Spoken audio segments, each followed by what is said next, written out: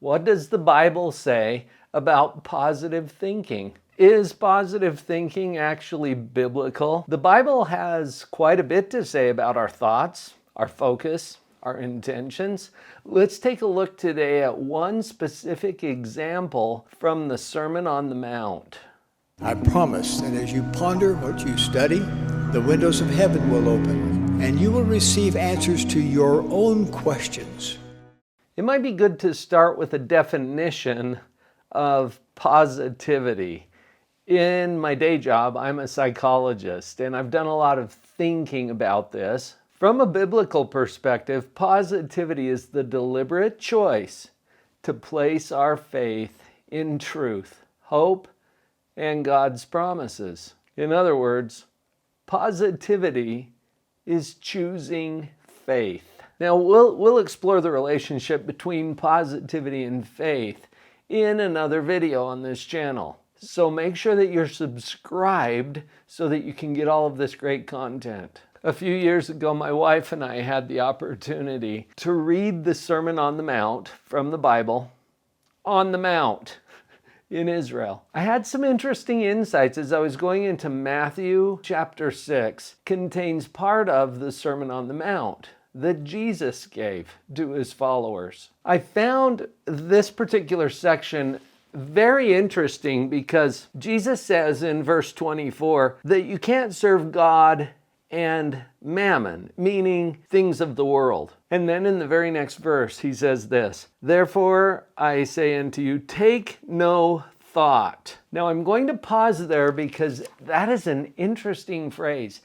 Take no thought. What does he mean? I think he meant don't worry. As a psychologist, I know that you can't stop thinking. We're constantly thinking.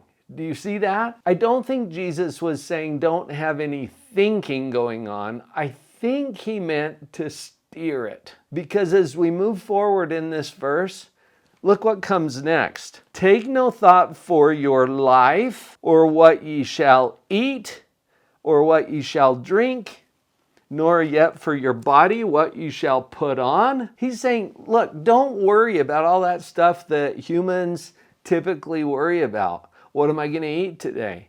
How am I going to clothe myself? Where am I going to live?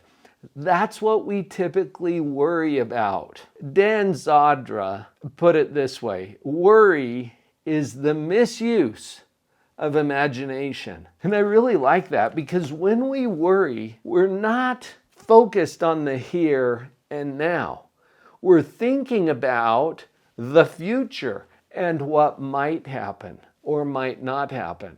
And all of that is imaginary because the future's not here yet. When Dan Zadra said worry is the misuse of imagination, Jesus here is telling us, take no thought. In other words, don't use your imagination to dream up all of the ways that things could go badly in the future. And Jesus does us one more favor here as he not only says don't worry, he then redirects our attention to imagining something else. And he does that by referencing several things that would be familiar to most people and to start considering. In fact, that word comes up too. Listen to what he said. Behold, or look at the fowls of the air. Look at the birds. They don't worry about what to eat. The way he says it here in the King James Version, for they sow not, neither do they reap, nor gather into barns. So they're not running around trying to figure out what they're going to eat. Yet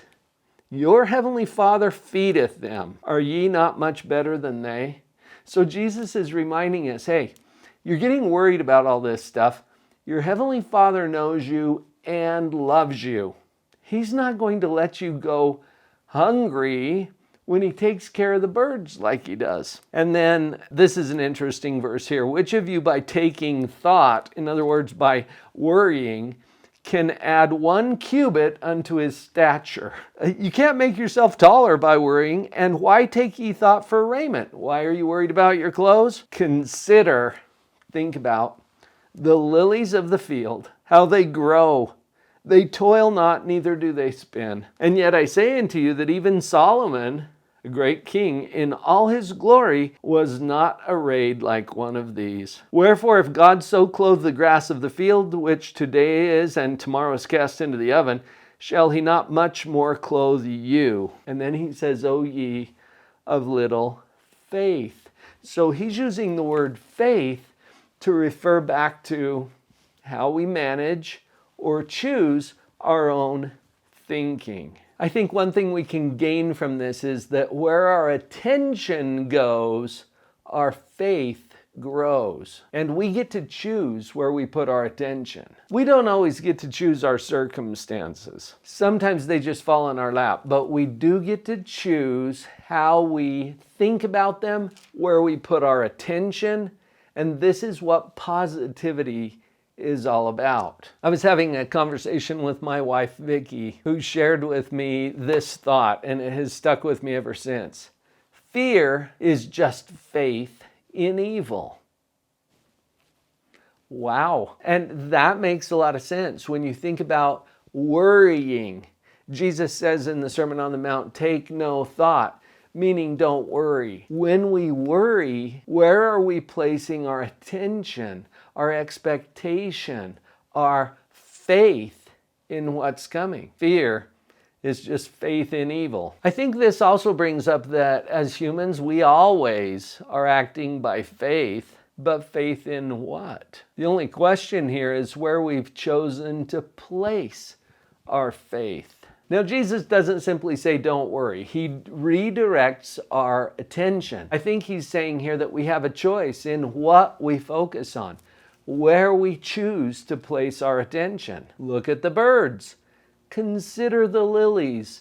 Remember your Father in heaven. He's redirecting our thoughts towards something that is more productive. I think there's a mistaken notion out there that positivity is ignoring the pain or the difficulties or the challenges of life. And that couldn't be farther from the truth. I think the scriptural references that we're focusing on here help us to see that we acknowledge the realities, but then we choose to put our focus and to direct our thoughts in a particular direction. Focus on today.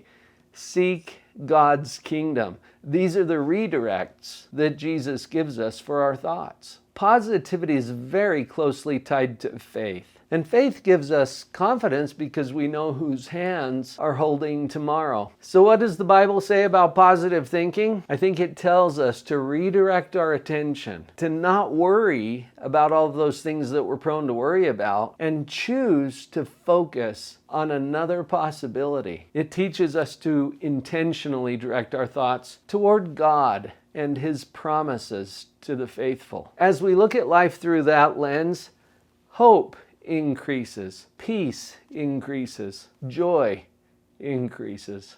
If you've enjoyed looking at what Jesus taught about positivity in this brief little example, I think you're going to enjoy this channel. Take a look at the next video that we're queuing up for you here. What if the gospel is bigger than we think? This video will expand our view of what we traditionally think of as the gospel. I hope you enjoy it.